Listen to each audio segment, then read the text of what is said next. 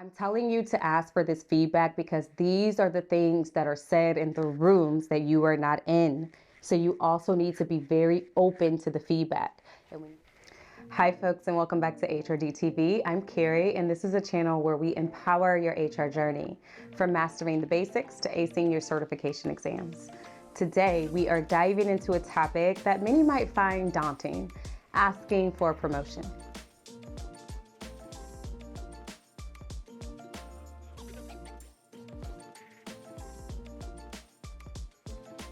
It's natural to feel a little bit nervous about this step. After all, advocating for ourselves in the workplace can be intimidating. But I want you to remember that no one knows your value and your contributions better than you do. You are your best advocate. And today we're going to not just talk about how to confidently ask for that well-deserved promotion, but also what steps you might want to take if you're told that you're not ready. So let's get into it.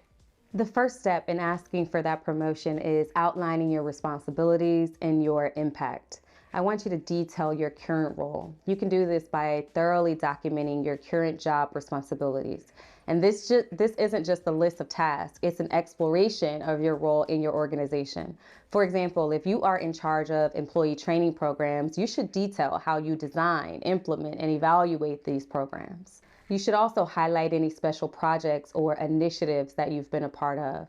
If you've led or contributed significantly to any special projects, you should be sure to include these in your responsibilities. I want you to describe the project, your role, and the outcome. For example, if you initiated a diversity and inclusion program, you should explain how you developed the concept, engaged with stakeholders, and the positive changes that it brought. Now, this one is really important. I want you to emphasize the impact of your work and shift the focus from task to impact. Quantify your achievements wherever it's possible. For example, if your recruitment strategies resulted in a 30% reduction in time to hire, or if your employee engagement program led to measurable decreases in turnover, these are powerful indicators of your impact. You should also incorporate feedback and recognition. You should be including any feedback or recognition that you've received for your work, whether it's from your management, your peers, or external parties. This can help to illustrate how your contributions are valued and acknowledged within and outside of the organization. I also want you to compare your responsibilities over time. If your role has evolved since you joined the organization, you need to highlight this. Show how you've taken on more complex or larger scale projects, or how you've grown the scope of your role. This demonstrates your capability for growth and adaptation, which is essential for promotion. You also need to link the work that you are doing to the broader goals and successes of your organization. For example, if your employee training programs have led to better performance ratings or higher productivity, this linkage shows that your contributions are not just beneficial, but essential to the organization's success. Now, that was all just one. The second thing is to engage with higher level colleagues. I want you to conduct informational interviews, reach out to these higher level colleagues, and have casual conversations.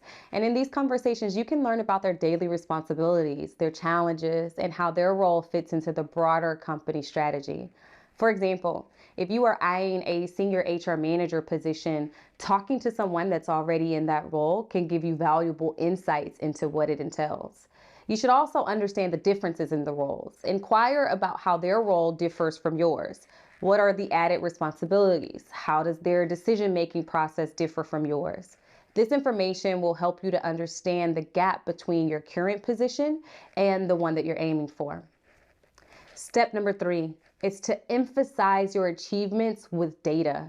I want you to identify key metrics. Start by identifying those metrics that's relevant to your role and your achievements. This could be anything from employee retention rates, time to hire in recruitment processes, employee engagement scores, or training completion rates. For example, if you've implemented a new training program, the relevant metrics might include things like the number of employees trained, the completion rates, and any improvements in performance assessments post-training. You should also create a narrative around the data. Don't just present the numbers. Tell the story behind them. Explain what these numbers mean in the context of your work. If you've helped reduce the time to hire by 25%, I want you to narrate how this positively impacted the organization, like reducing costs or improving team productivity. Now let's talk about a "you're not ready for promotion" response. It's important for you to capture the feedback. If your manager indicates that you're not ready, I want you to be confident in asking for detailed feedback. What specific skills or experiences are you lacking? Is it a matter of needing more experience in certain areas, or are there particular competencies that you need to develop? This feedback is crucial for your growth. I'm telling you to ask for this feedback because these are the things that are said in the rooms that you are not in. So you also need to be very open to the feedback. And when your management feels that you are open to this feedback, they will be more likely to give it. So I want you to welcome the feedback, even if it's something that you're not ready to hear. I also want you to document the feedback. Write down the feedback that you receive. This helps you to reflect on it later and formulate a plan of action. It also shows your manager that you take their input seriously. And with that feedback, you should develop an action plan. Create a roadmap for improvement. Draft a detailed action plan that will help you to improve in the areas that you've identified. This might include seeking specific training, taking on new projects, or enhancing certain skills. You should also set realistic goals and timelines. Breaking down your action plan into achievable goals with clear timelines can be very helpful. For example, if you need to improve your project management skills, you might set a goal to complete a relevant course within the next 3 months. This is really important. You should engage your manager in your development plan. I want you to feel confident in initiating a conversation about support. And during these conversations, explicitly ask your manager how they can support your development. This could involve seeking their advice on the best resources, guidance on specific projects, or their involvement in your training plan. You might also propose specific areas for your manager to support. Come to the meeting with ideas on how your manager can assist in your development. This might include requests for regular feedback sessions, mentorship, opportunities for shadowing them or other leaders, or support for attending training and workshops. Another way that you can handle this feedback is to ask for new exposure or ask for exposure to new challenges. Request your manager's help in providing opportunities for new challenges and experiences that align with your development needs.